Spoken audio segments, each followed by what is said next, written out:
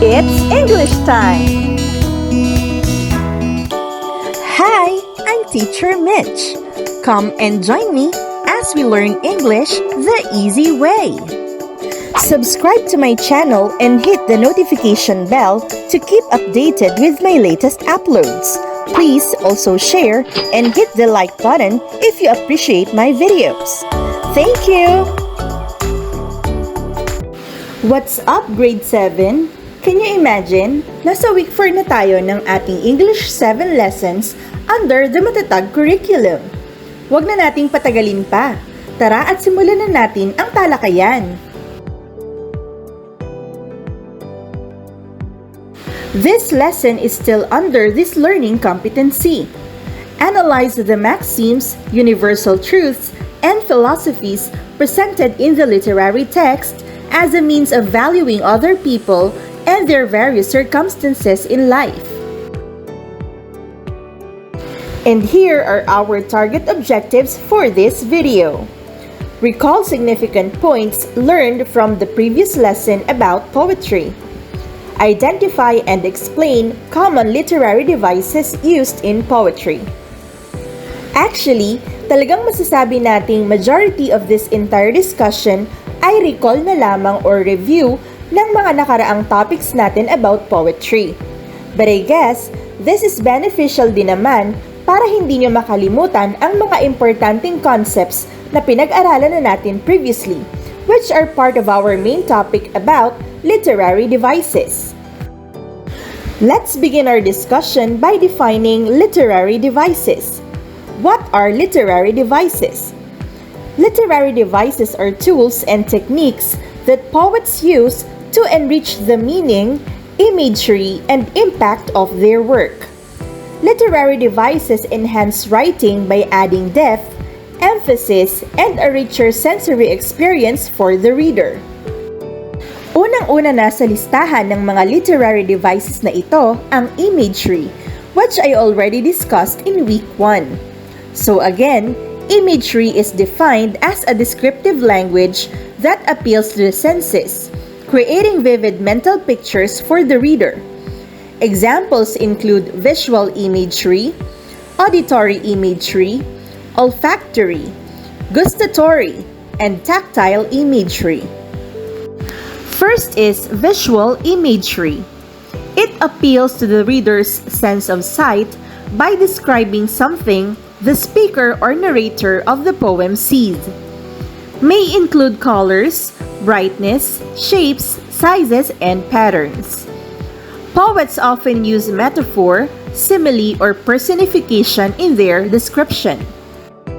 Take a look at this sample poem as I highlight the lines that illustrate visual imagery with its corresponding explanation para mas madali niyong maunawaan.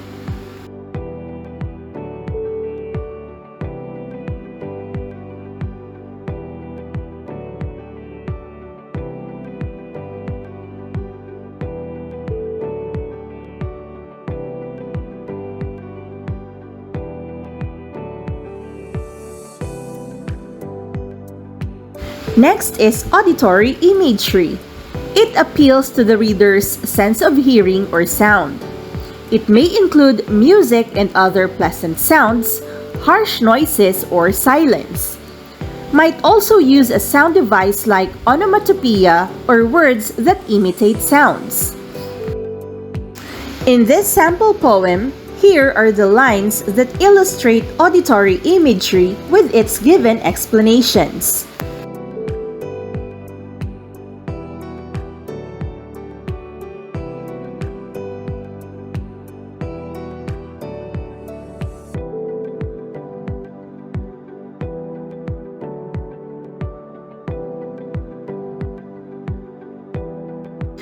Now we have gustatory imagery.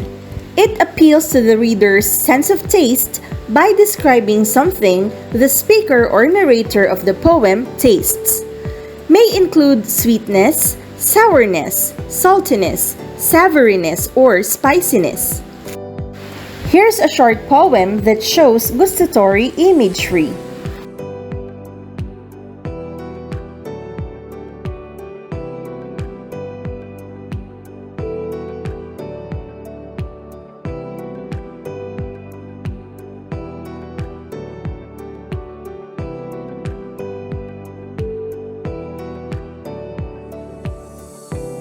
Fourth is tactile imagery, which appeals to the reader's sense of touch by describing something the speaker of the poem feels on their body.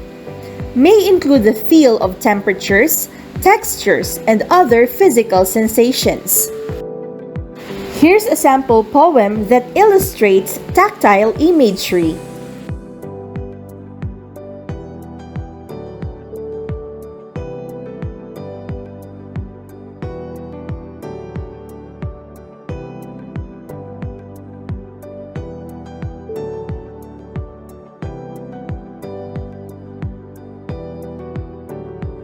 Another type of imagery is olfactory.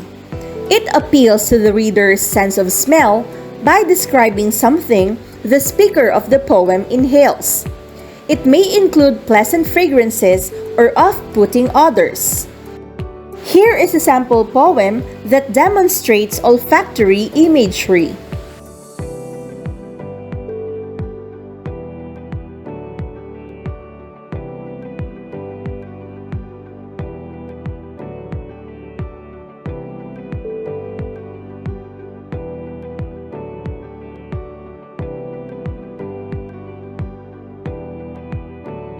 We also have kinesthetic imagery.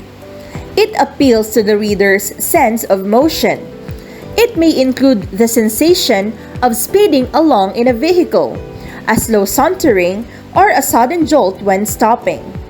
It may apply to the movement of the poem's speaker or narrator or objects around them. Here is a sample poem that shows kinesthetic imagery.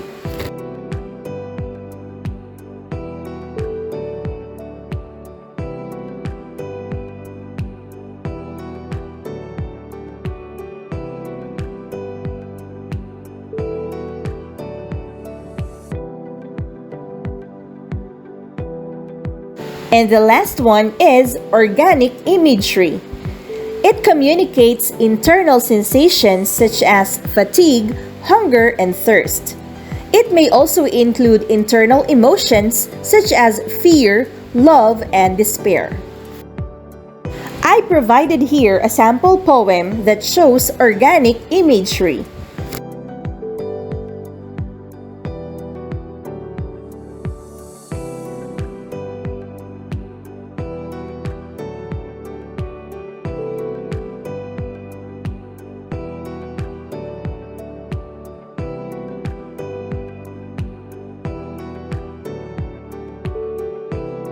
Also, under literary devices are figurative language such as simile, metaphor, personification, and hyperbole. As I mentioned in our previous videos, figurative language adds depth, nuance, and emotion to poetry by going beyond literal meanings. Tara at balikan ulit natin ang mga halimbawa ng figurative language na ito. First is simile. Simile is a comparison between two unlike things using like or as. Example: her smile was as bright as the sun. The sentence is a simile because it compares two different things using the word as. In this case, the comparison is between her smile and the sun, suggesting that her smile is exceptionally bright and radiant, just like the sun. Here are other examples. He was as brave as a lion. This simile compares a person's bravery to that of a lion, emphasizing courage by using as. Her eyes sparkled like stars. This simile compares the sparkle in someone's eyes to the twinkling of stars, using like to highlight their brightness. Here is a sample poem where we use some similes.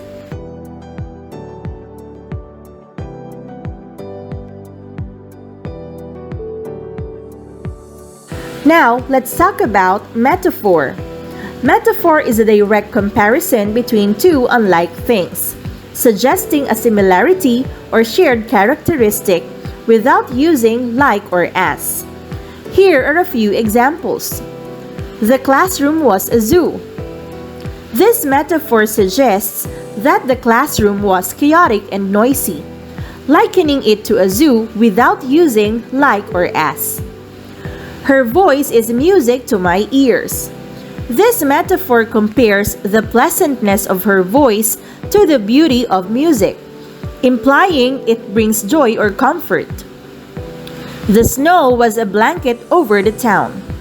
This metaphor describes the snow covering the town as if it were a blanket, emphasizing its softness and completeness.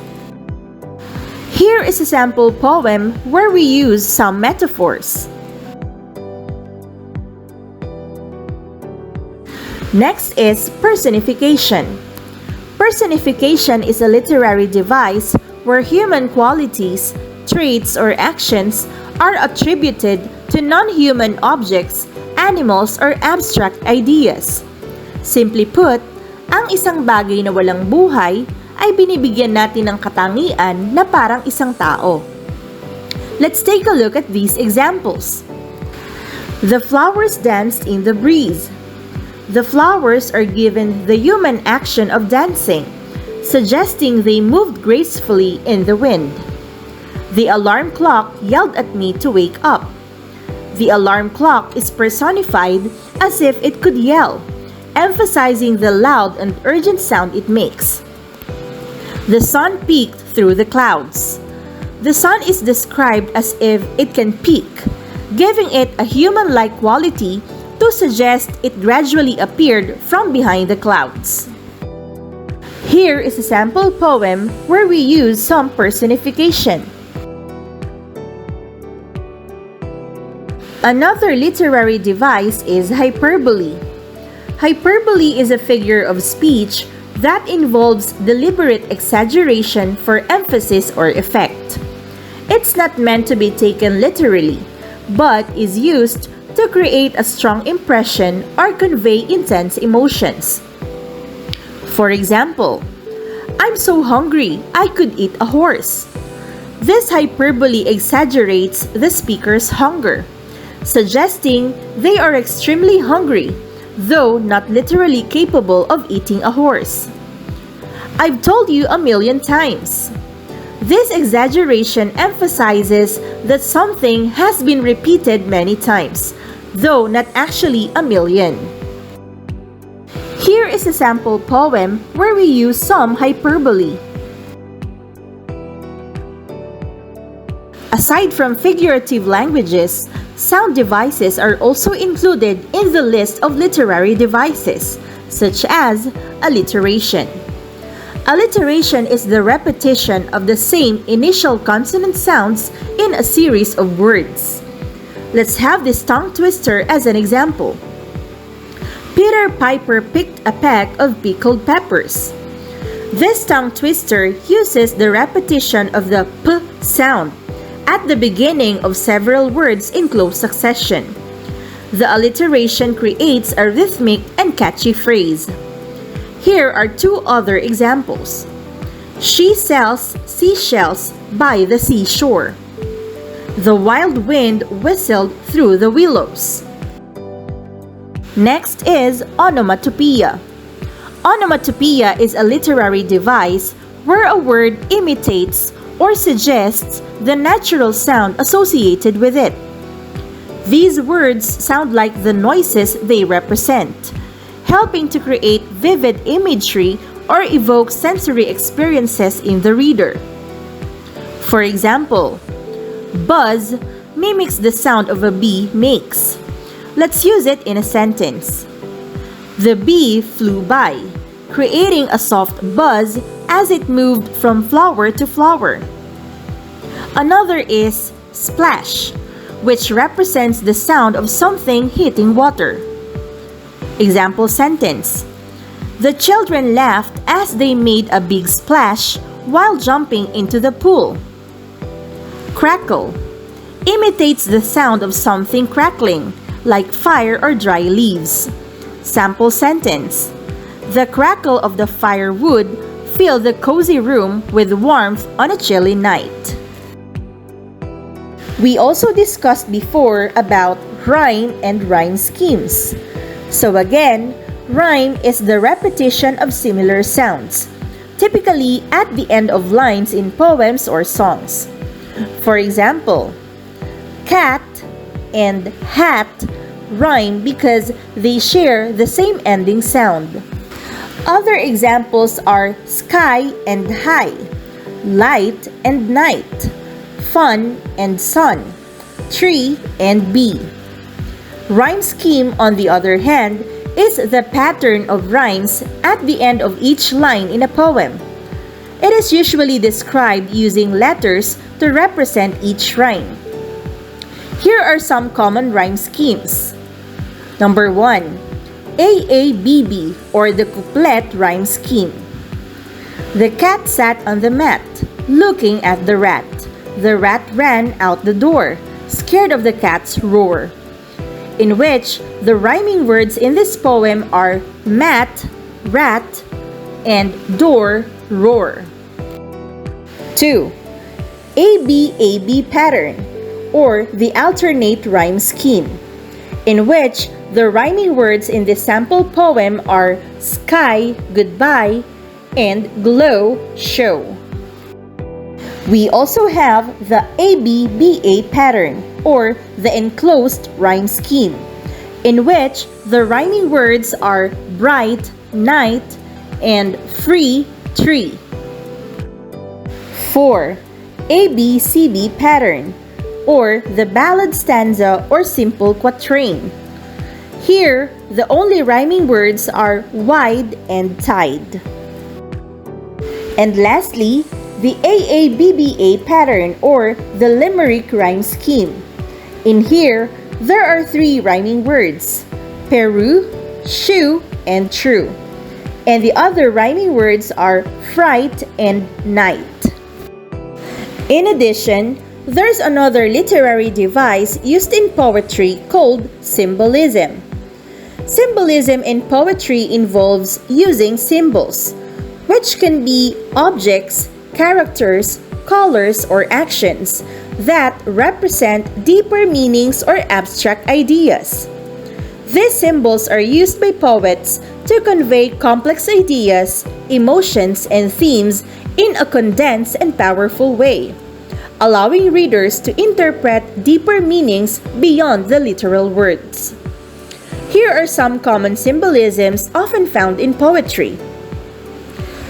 First is nature. Trees often symbolize growth, life, and stability. The tree of life can represent wisdom or a connection to the earth. Water represents emotions, change, or purification. It can also symbolize life, especially in deserts or barren landscapes. Rivers symbolize life's journey, the passage of time, or the flow of experiences. Colors. Red commonly symbolizes love, passion, or anger. It can also represent danger or intensity. White, often associated with purity, innocence, or peace. It can also represent emptiness or death in some contexts. Black can symbolize death, mystery, or the unknown. It often represents mourning, evil, or darkness.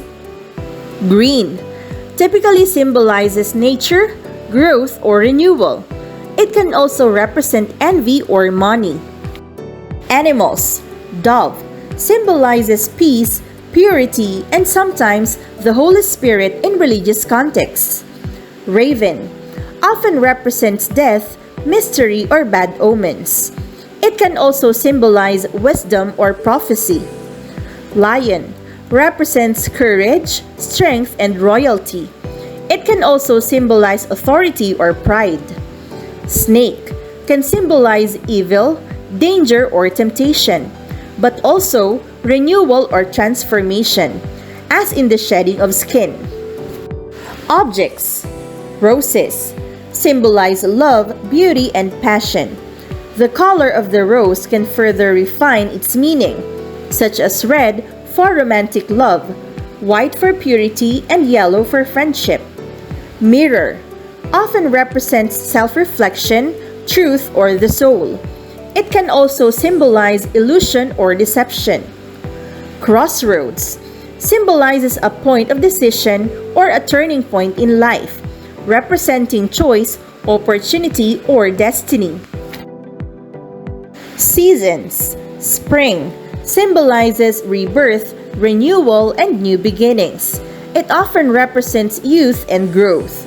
Summer represents vitality, energy, and passion. It can also symbolize the peak of life. Autumn often symbolizes maturity, change, or the decline towards death. It represents the harvest and the passage of time.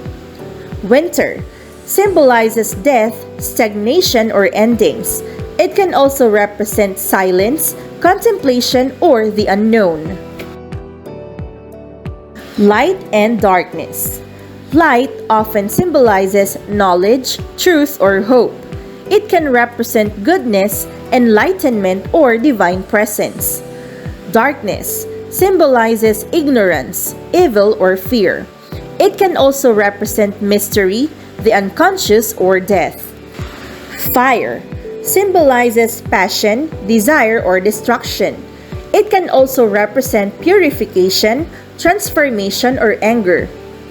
Journeys represents life, growth, or personal transformation.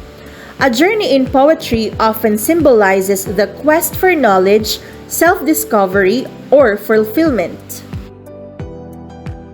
And lastly, we will talk about tone and mood as literary devices in poetry. Some people find it confusing to differentiate the two. We have to keep in mind that the difference between tone and mood in poetry lies in the perspective and the emotional impact each element has. Tone refers to the poet's or speaker's attitude toward the subject of the poem, the audience, or a character within the poem. It reflects how the poet feels about what they are writing about. Tone is conveyed through the poet's choice of words, phrasing, syntax, and stylistic elements. It is shaped by the poet's viewpoint and how they express it in the poem. Examples: sarcastic tone. "Oh, what a lovely day for rain," she muttered as the storm clouds gathered. Reverent tone. "In awe, we stand beneath the ancient trees, their wisdom etched in every leaf." Angry tone. "How dare the world turn a blind eye to such injustice and pain?" While mood refers to the emotional atmosphere or feeling that the poem creates in the reader. It is the overall emotional response that the poem evokes as the reader engages with it. Mood is shaped by the poet's use of imagery, setting, rhythm, and word choice. But it is ultimately about how these elements affect the reader's emotions. Examples: mournful mood. The autumn leaves fell like tears, silent whispers of a season gone. Joyful mood. Laughter filled the air. The sun danced on the water, and all was light and free. Suspenseful mood. The old house creaked under the weight of silence, each step an echo of fear. To further understand, in terms of perspective, tone is from the poet's or speaker's perspective, indicating their attitude or feelings. Mood is from the reader's perspective, indicating the emotional atmosphere that the poem creates for them. In terms of function, tone expresses how the poet feels about the subject or content of the poem. Mood evokes a specific emotional response in the reader as they read the poem. To illustrate, consider a poem describing a storm. Tone. If the poet writes with an admiring tone, they might use words that express wonder at the power of the storm. The mighty storm, a fierce force of nature, roared across the land. Mood. The same poem might create a fearful mood in the reader through vivid imagery of the storm's impact.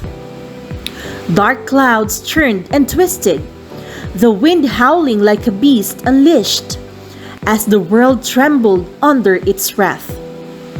In this case,